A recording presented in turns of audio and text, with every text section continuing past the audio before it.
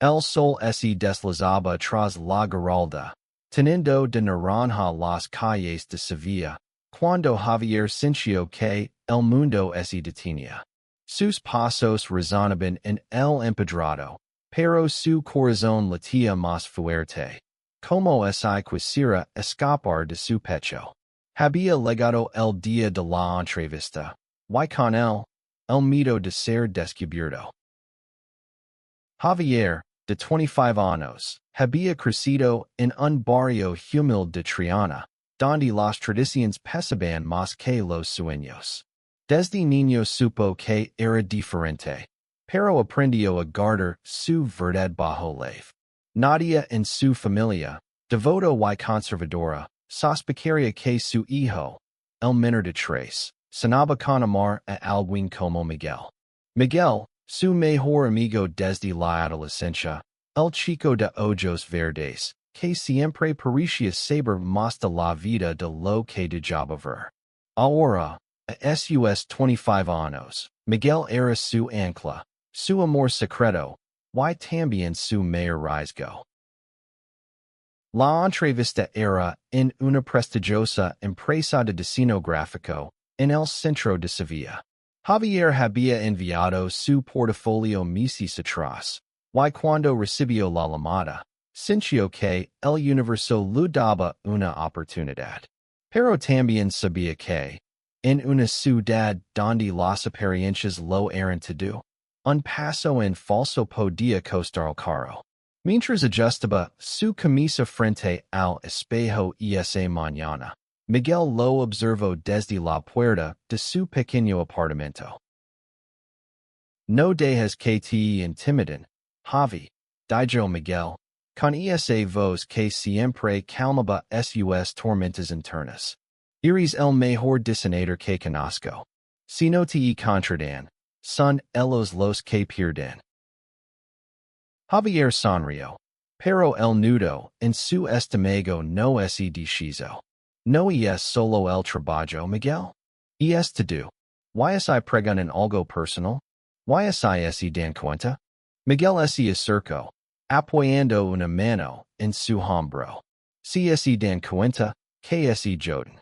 Eres quien eres, eso es suficiente. Pero no era tan sencillo. No en Sevilla. No en una empresa donde los rumores corrían más rápido que el Guadalquivir. Javier sabía que su orientación podía ser un obstáculo. Había oído historias de otros, despidos encubiertos, comentarios hirientes, puertas cerradas. Aunque Miguel siempre lo hacía sentir invencible, la realidad era un peso que no podía ignorar.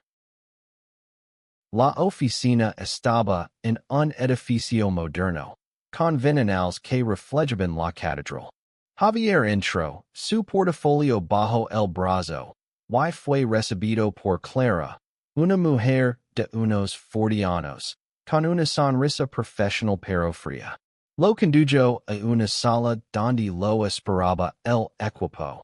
Diego, el director creativo, un hombre de mediana edad con aire severo, y Lucia, la encargada de recursos humanos, se amarrada parecía de seccionar cada gesto. La entrevista comenzó bien. Javier presentó sus diseños, explicó su preciso creativo, y sintió que conectaba con Diego, quien sintió varias veces impresionado. Pero entonces, Lucia hizo una pregunta que lo descolocó. Javier, nos gusta conocerte un poco más allá del trabajo. ¿Tienes pareja? ¿Alguien que te apoya en tus proyectos? El aire se volvió denso. Javier sintió que el tiempo se ralentizaba. No era una pregunta inocente. Lo sabía por la forma en que Lucia lo miró, como si buscara algo más. Pensó en mentir, en decir que estaba soltero, pero las palabras de Miguel resonaron en su cabeza. Eres quien eres. Tomo air y, con una calma que no sentia, respondió. Sí, tengo a alguien. Se llama Miguel. Es mi pareja. El silencio que siguió fue ensordecido. Clara bajo la mirada. Diego frunció el seno. Y Lucia anotó algo en su libreta. Javier sintió que el suelo se abría bajo sus pies. ¿Por qué lo había dicho? Podría haber esquivado la pregunta, pero algo en él se negó a seguir escondiéndose. Entiendo, dijo Lucia, con un tono neutro que no revelaba nada. Bueno, sigamos. Hablamos de tus proyectos recientes. El resto de la entrevista fue un borrón. Javier respondió como pudo, pero su mente estaba atrapada en ese momento, en la posibilidad de haber arruinado todo. Cuando salió del edificio, el sol ya se había escondido, y las luces de Sevilla comenzaban a encenderse. Llamó a Miguel de inmediato. Se lo dije, confieso, su voz temblando. Les dije que estoy contigo. ¿Y qué pasó? Preguntó Miguel, con una mezcla de preocupación y orgullo. No lo sé. No dijeron nada, pero sus caras. Creo que lo arruin. Miguel guardó silencio un momento, y luego dijo. Ven a casa. Hablaremos. Esa noche, en el pequeño apartamento que comparten, Javier se derrumbó. Contó cada detalle, cada mirada, cada pausa. Miguel lo abrazó, asegurando que había hecho lo correcto, pero el miedo no se iba. ¿Y lo rechazaban por ser quien era? ¿Y su sueño se desvanecía por una verdad que no podía cambiar? Pasaron los días, y la espera fue una tortura. Javier revisaba su correo cada hora, temiendo un rechazo educado o, peor aún, ninguna respuesta. Pero entonces, una mañana, llegó un correo de la empresa. El asunto decía, resultado de la entrevista. Con el corazón en la garganta, lo abrió. El correo era breve, pero cada palabra pasaba como una lanza. Estimado Javier, gracias por asistir a la entrevista. Nos gustaría invitar a una segunda reunión para discutir más detalles sobre el puesto. Por favor, confirma tu disponibilidad. No había nada más. En hay una pista sobre lo que pensaban. En hay una mención a su confesión. Javier lo leyó una y otra vez, buscando un indicio, pero solo encontró ambigüedad. ¿Qué significa esto? Lo preguntó a Miguel, mostrando la pantalla de su portátil. Miguel, sentado en el sofá con una taza de café, sonrió. Significa que todavía estás en la carrera, Javi. No te habrían llamado si no les interesaras. Pero Javier no estaba tan seguro. La idea de volver a esa sala, frente a las mismas personas que lo habían mirado con frialdad, lo llenaba de ansiedad. ¿Y la segunda entrevista era una trampa? ¿Y querían presionarlo, cuestionarlo, o peor aún, humillarlo? Sin embargo, no había vuelta atrás. Si quería el trabajo, tenía que enfrentarlo. La segunda entrevista estaba programada en una semana. Durante esos días, Javier se preparó como nunca. Repasó su portafolio, practicó respuestas a posibles preguntas, e incluso investigó a fondo la empresa. Descubrió que, aunque tenía una reputación de excelencia, también había rumores en foros locales sobre su ambiente conservador. Algunos exemplitos mencionaban comentarios despectivos hacia minorías, aunque nada estaba confirmado. Esto solo aumentó su nerviosismo. Mientras tanto, Miguel intentaba mantenerlo centrado. Lo llevaba a puir por el parque de María Luisa, donde los árboles ofrecen un refugio contra el bullicio de Sevilla. Una tarde, mientras caminaban junto al estanque, Miguel tomó su mano con firmeza. Escucha, Javi. No importa lo que pase en esa entrevista. Tu eres más grande que ellos. Más grande que sus prejuicios. Si no te aceptan, encontraremos otro camino. Javier quiso creerlo, pero el peso de la incertidumbre lo aplastaba. Había sanado con este trabajo desde que empezó a dibujar en cuadernos viejos de su infancia. Ser diseñador gráfico en una empresa como esa y no era solo un empleo. Era la validación de años de esfuerzo, de noches sin dormir, de sacrificios. Pero también sabía que no podía traicionarse a sí mismo.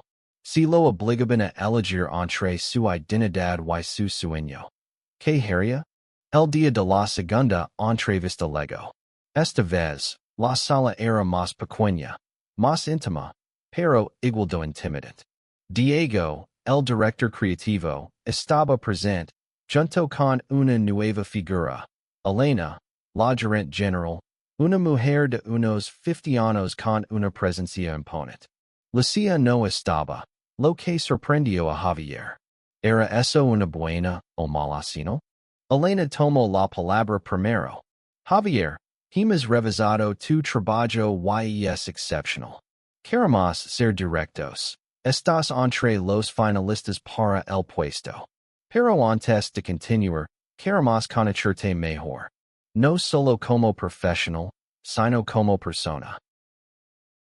El corazón de Javier dio un vuelco. Ahí estaba, de nuevo, la misma sensación de estar bajo un microscopio. Diego intervino, su tono más cálido que en la primera entrevista. Tu portafolio habla por sí solo, pero nos interesa tu historia. ¿Qué te motiva? ¿Qué te hace ser quien eres? Javier respiró hondo. Esta vez, no había dudar. Soy un chico de Triana, criado en una familia donde el arte no era más que un pasatiempo. Pero siempre supe que quería creer, contar historias a través de imágenes. Why? Hizo una pausa, mirando a los ojos a Elena. También soy gay. Eso forma parte de quien soy, y no lo escondo. Mi pareja, Miguel, me ha apoyado en cada paso, y gracias a él he aprendido a no avergonzarme de mi verdad. El silencio volvió, pero esta vez fue diferente. Elena no apartó la mirada, y Diego asintió lentamente, como si precisara cada palabra. Javier esperaba un rechazo, una excusa, algo que confirmara sus peores temores. Pero lo que vino después lo dijo sin palabras. Javier, dijo Elena, con una voz firme pero amable. En esta empresa valoramos la tenacidad. Tu talento es innegable, y tu valencia al ser honesto con nosotros dice mucho de ti. Queremos gente como tú en nuestro equipo. Javier parpadeó, incrédulo. ¿Había oído bien? No era un truco. Diego sonrió, añadiendo. Además, tus destinos tienen una sensibilidad única. Creo que tu perspectiva puede aportar algo nuevo en nuestros proyectos. El resto de la conversación fue un torbellino de emociones. Hablaron de detalles del puesto, de proyectos futuros, de expectativas. Cuando Javier salió del edificio, el sol de mediodía brillaba con fuerza. Corrió a casa, con el corazón latiendo de una forma nueva. No era miedo, era esperanza. Cuando Javier llegó al apartamento, Miguel lo esperaba con una cerveza en la mano y una pregunta en los ojos. Bueno, ¿qué pasó? Javier no pudo contenerse. Se lanzó a sus brazos, riendo y llorando al mismo tiempo. Me quieren en el equipo. No solo eso, dijeron que mi autenticidad es una fortaleza. ¿Puedes creerlo? Miguel lo abrazó con fuerza, su risa llenando la habitación. Te lo dije, Javi. Eres imparable. Esa noche celebraron con una cena improvisada en el balcón, con vistas al río Guadalquivir. Brindaron con vino tinto, hablando de sueños y planes. Pero en el fondo, Javier seguía sintiendo una chispa de incredulidad. Todo parecía demasiado perfecto, y en su experiencia, lo perfecto siempre venía con un costo. Los días siguientes fueron un torbellino. Javier firmó el contrato, y su primer día en la empresa llegó más rápido de lo esperado. El ambiente era vibrante, con diseñadores jóvenes trabajando en proyectos innovadores. Diego lo recibió con entusiasmo, presentándolo al equipo como el nuevo talento de Triana. Clara, la recepcionista, seguía siendo distante, pero Javier decidió no darle importancia. Lo que importaba era que estaba allí, en el lugar que había cenado. Sin embargo, no todo era color de rosa. Durante su primera semana, notó pequeños detalles que lo inquietaban. Algunos compañeros evitaban hablar de temas personales con él, y en las pausas para el café. Las conversaciones se volvían incómodamente formales cuando él se acercaba. Una tarde, mientras trabajaba en un destino, escuchó un comentario susurrado entre dos colegas. Y es bueno, pero tenía que decirlo en la entrevista. Las palabras lo golpearon como un puñetazo. Intentó ignorarlas, pero la duda se instaló en su mente. ¿Realmente lo aceptaban? ¿O era solo una fachada? Cuando se lo contó a Miguel, este se enfureció. Son idiotas, Javi. No dejes que te hagan sentir menos. Tú mismo dijiste que Elena y Diego valoraban tu honestidad. Tienes razón, respondió Javier, pero la inseguridad seguía allí, como una sombra. Decidió enfocarse en su trabajo. Sus destinos comenzaron a destacar, y Diego lo involucró en un proyecto importante. Una campana publicitaria para una marca internacional que buscaba promover la diversidad. Javier vio esto como una oportunidad para demostrar su valía, pero también como un desafío. ¿Podría plasmar su propia experiencia sin exponerse demasiado? Mientras trabajaba en la campana, conoció a Sofía, una diseñadora de 28 años que se convirtió en su aliada. Sofía era de Madrid, pero llevaba años en Sevilla. Tenía un humorcito y una franqueza que desarmaba a cualquiera. Una tarde, mientras revisaban bocitos, ella lo dijo sin rodeos. O lo que pasó en tu entrevista. Fue valiente, Javier. No todos aquí lo entenderían, pero yo sí. Mi hermano es gay, y sé lo que es enfrentarse a miradas como las de Clara. Javier sintió un alivio inmenso. Por primera vez, no estaba solo en la oficina.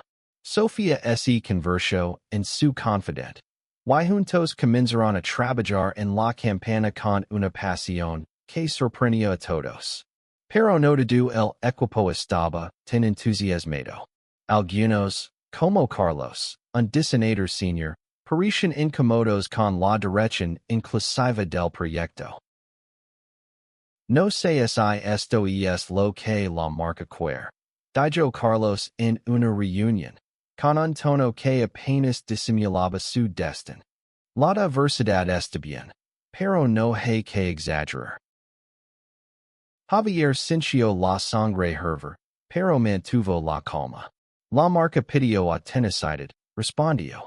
Y eso es lo que estamos dando. Diego respaldó a Javier, pero la tensión en el equipo era palpable. Javier sabía que no solo estaba luchando por un buen destino, sino por ganarse un lugar en un mundo que no siempre lo aceptaba.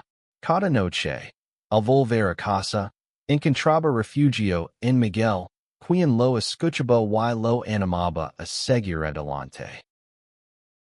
Una semana después, mientras trabajaba hasta tarde. Javier recibió un correo inesperado de Elena. Quería verlo en su oficina al día siguiente. El mensaje era breve, pero algo en su tono lo hizo sentir que no todo estaba bien. La oficina de Elena estaba en el último piso, con una vista que abarcaba toda Sevilla. Cuando Javier entró, la encontró revisando unos documentos. Su expresión seria pero no hostil. Se sentó, intentando controlar los nervios. Javier, voy a ser directa, comenzó Elena. Tu trabajo en la campana de diversidad es sobresaliente. La marca está impresionada. Y Diego no para de hablar de tu talento. Pero hay algo que debemos abordar. Javier tragó saliva. Sabía que este momento ligaría. ¿Es por mi orientación? Preguntó, su voz más firme de lo que esperaba. Elena lo miró, sorprendida. No, no es eso. Es sobre como algunos en el equipo están reaccionando a tu presencia. He recibido quejas, no sobre tu trabajo, sino sobre. Hizo una pausa, buscando las palabras, tu visibilidad. Algunos dicen que eres demasiado abierto, que podría distraer al equipo. Javier sintió una mezcla de rabia y tristeza. ¿Demasiado abierto? Solo fui honesto en la entrevista. No ando gritándolo por los pasillos. Lo sé, respondió Elena, levantando una mano para calmarlo. Y cream, no estoy de acuerdo con ellos. Pero esta empresa, aunque moderna en la superficie, tiene raíces conservadoras. Quiero que sepas que tienes mi apoyo, pero también necesito que seas estratégico. No todos aquí están listos para aceptar la diversidad como deberían. Las palabras de Elena eran un bálsamo y una advertencia al mismo tiempo. Javier salió de la oficina con la cabeza llena de pensamientos. Por un lado, sentía alivio de saber que tenía el respaldo de la gerente. Por otro, la idea de tener que moderar quien era para encajar lo llenaba de frustración. Esa noche, le contó todo a Miguel. Como siempre, Miguel fue su faro en la tormenta. No tienes que cambiar nada, Javi. Pero si quieres ganar esta batalla, hazlo con tu trabajo. Que tus vecinos hablan tan fuerte que no pueden ignorarte. Inspirado por esas palabras, Javier se volcó en la campana de diversidad. Trabajó noches enteras, creando imágenes que capturaban la esencia de la inclusión. Familias diversas, parejas de todo tipo, personas que desafiaban los estereotipos. Sofía lo apoyaba en cada paso, aportando ideas y defendiendo el proyecto en las reuniones. Incluso Diego, que al principio parecía neutral, comenzó a involucrarse más, impresionado por la pasión de Javier. Pero no todo el equipo estaba de su lado. Carlos y un pequeño grupo de diseñadores seguían haciendo comentarios velados, cuestionando la necesidad de tanto énfasis en la diversidad. Una tarde, durante una revisión de los bocetos finales, Carlos cruzó la línea. Esto es demasiado personal, ¿no? Dijo, señalando un diseño que mostraba a dos hombres tomados de la mano. No creo que la marca fuera algo tan explícito. Javier sintió que el se lo escapaba. Antes de que pudiera responder, Sofía intervino. Carlos, la marca pidió autenticidad. Esto es el mundo real, no tu burbuja. Si no te gusta, haz tu propio diseño y compite. El silencio en la sala fue tenso, pero Diego puso fin a la discusión. Javier, Sofía, sigan adelante. Este es el camino correcto. Esa noche, Javier llegó a casa agotado pero determinado. Sabía que no podía rendirse. La campana no era solo un trabajo, era una declaración. Si lograba que se aprobara, no solo demostraría su talento, sino que enviaría un mensaje. Que personas como él tenían un lugar en el mundo. Días después, la marca dio su aprobación final. El equipo celebró, aunque Carlos y sus aliados mantuvieron su distancia. Javier sintió una victoria agradable. Había ganado una batalla, pero la guerra por la aceptación seguía. Y entonces, justo cuando pensaba que las cosas se estabilizaban, recibió un mensaje anónimo en su correo personal. Ten cuidado con lo que muestras. No todos aquí son tus amigos. El mensaje anónimo fue como una puñalada. Javier lo leyó una y otra vez, sentado en la oscuridad de su habitación. ¿Quién lo había enviado? Era una broma, una amenaza, o algo más. Decidió no contárselo a Miguel de inmediato. No quería preocuparlo. Pero el miedo se instaló en su pecho como un husp no deseado. En la oficina, intentó mantener la normalidad. La campana de diversidad estaba en su fase final, y la marca había programado una presentación en un evento público en Sevilla. Javier y Sofía trabajaban sin descanso, pliando cada detalle.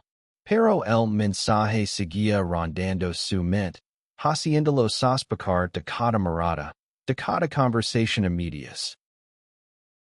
Una mañana, mientras tomaba café con Sofía, ese lo confieso. Alguien me envió un correo extraño. No sé quién, pero me dijo que tuviera cuidado con lo que muestro. Sofía frunció el seno. Anónimo? Eso es cobarde. ¿Se lo contestó Elena?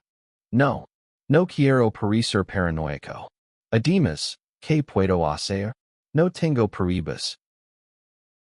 Sofía lo miró fijamente.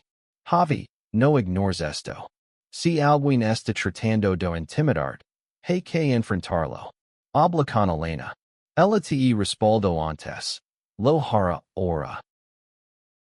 Javier sabía que tenía razón, pero el miedo a empeorar las cosas lo paralizaba.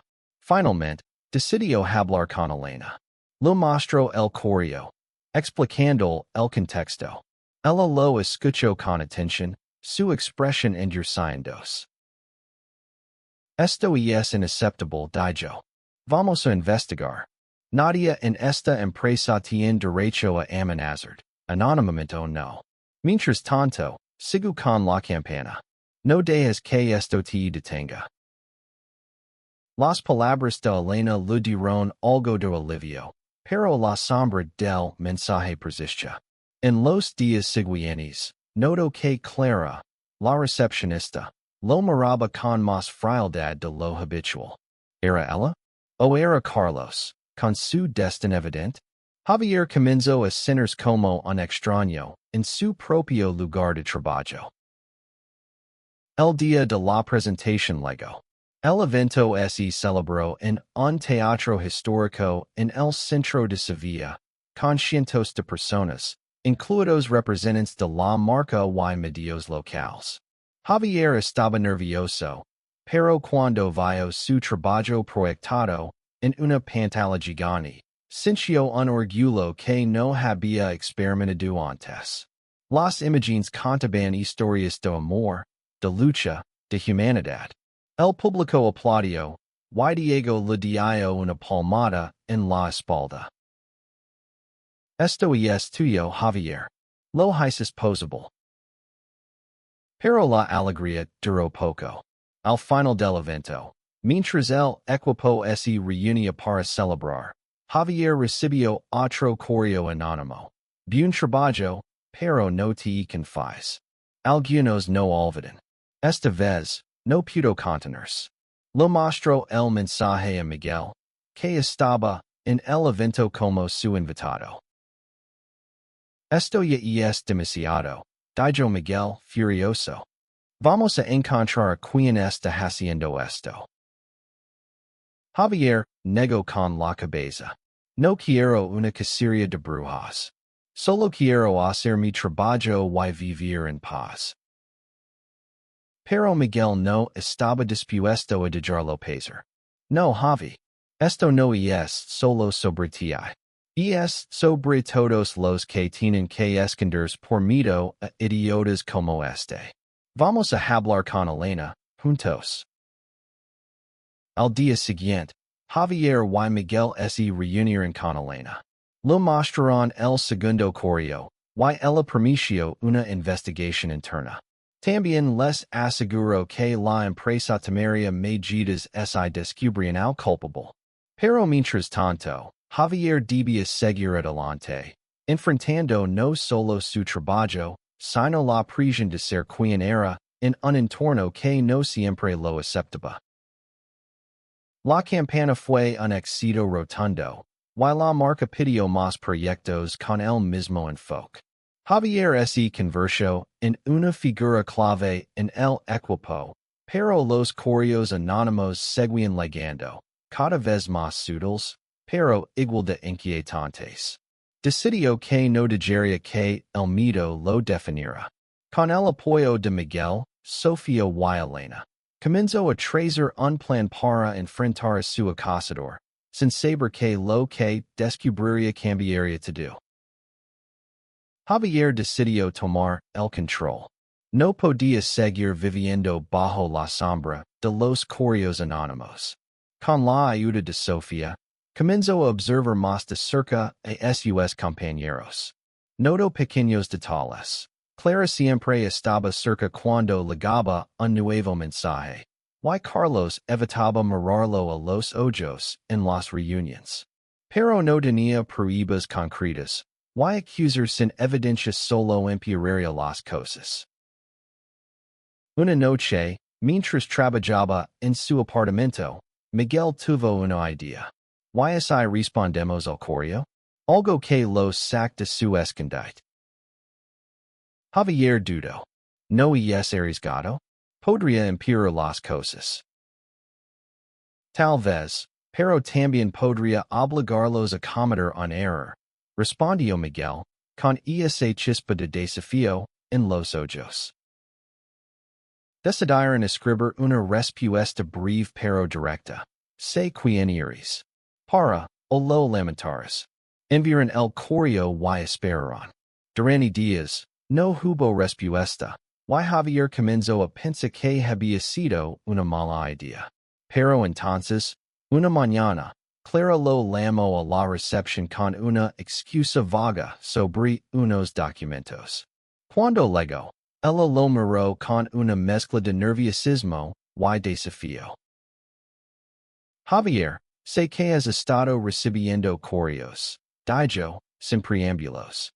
No soy yo, pero sé quién es. Javier sintió que el corazón se lo detenía.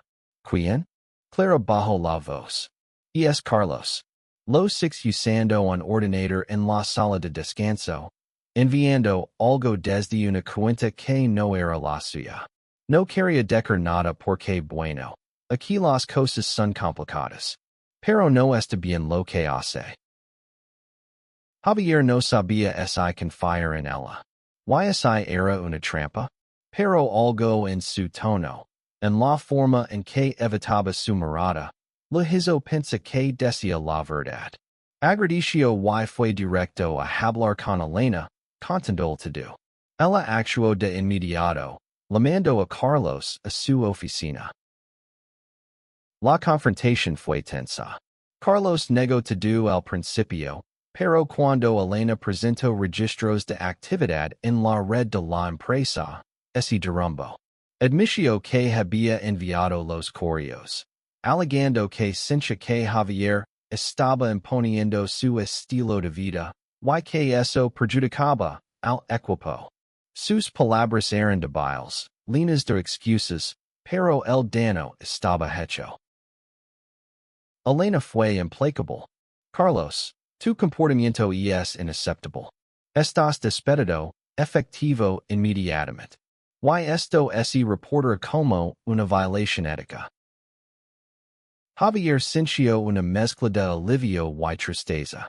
No quería que nadie perdiera su trabajo, pero tampoco podía permitir que lo intimidaran. Cuando salió de la oficina, Sofía lo esperaba con una sonrisa. Hiciste lo correcto, Javi. Ahora pueden ver por lo que eres, no por sus prejuicios. Esa noche, Javier y Miguel caminaron por el puente de Triana, con las luces del río reflejándose en el agua. Por primera vez en semanas, Javier sintió que podía respirar. Había enfrentado el miedo, y aunque no había ganado la aceptación de todos, había ganado algo más importante: el respeto por sí mismo. La campana de diversidad se convirtió en un referente en la industria. Y Javier recibió elogios no solo de la marca, sino de medios locales que destacaron su enfoque valiente. Pero lo que más lo lleno de orgullo fue ver a Miguel a su lado, celebrando cada pequeño triunfo como si fuera suyo. Los meses siguientes fueron un torbellino de cambios. Javier se consolidó como uno de los diseñadores estrella de la empresa. La campana de diversidad abrió puertas a nuevos proyectos, y su nombre comenzó a sonar en círculos creativos de Sevilla y más allá. Pero más allá del éxito profesional, lo que realmente transformó su vida fue la lección que aprendió.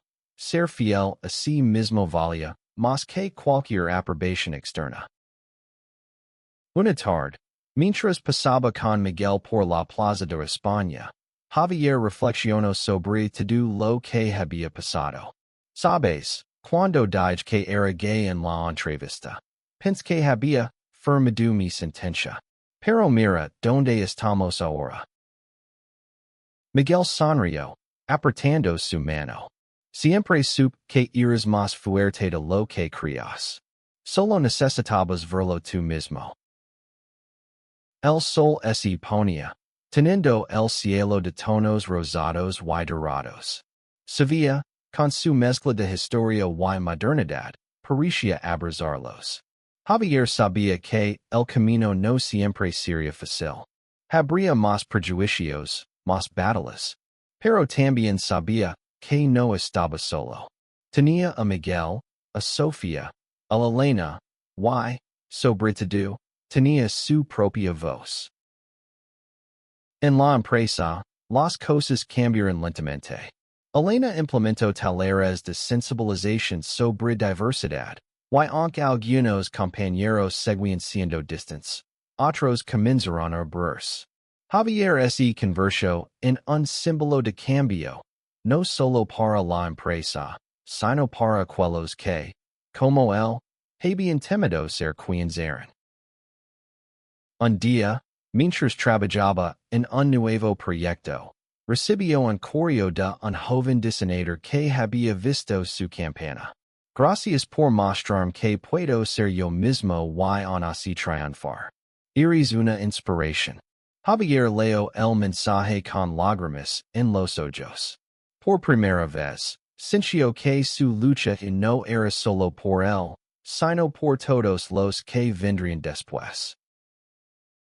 El amor entre Javier y Miguel creció más fuerte, arraigado en la certeza de que juntos podían enfrentar cualquier cosa. Planeaban un futuro, tal vez un viaje, tal vez una vida fuera de Sevilla, pero siempre juntos. Y mientras el río Guadalquivir seguía su caso, Javier supo que, sin importar lo que viniera, había encontrado su lugar en el mundo.